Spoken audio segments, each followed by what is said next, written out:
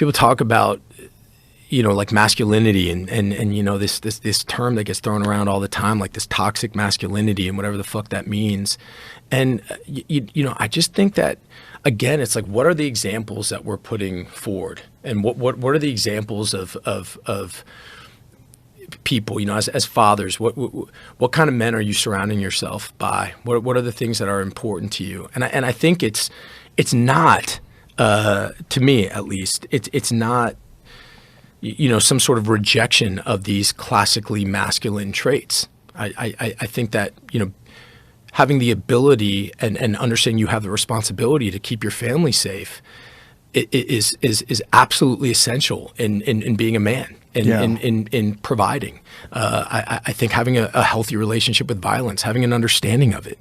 I think teaching your kids to have a relationship with violence where they're not being ruled by fear or shame, but they can have some sort of understanding, some sort of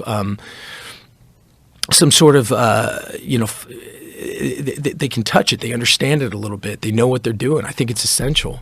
And I also think, being accepting, being kind, being open, being generous, being empathetic are also, part of being a man. And I think that, oftentimes, because so many of the people I think who are kind of leading the charge on and who have, so much, sort of have so much of the platform at their disposal, are kind of leading in these sort of toxic ways where it's all a bunch of bombast and bullshit. And to me, it's been my experience, folks who really know what they're doing in that world, really don't need to, show off about it at all. Right, the people that are high achievers, they don't really have to beat their own chest and I think that's right. blow their own horn. I think that's right.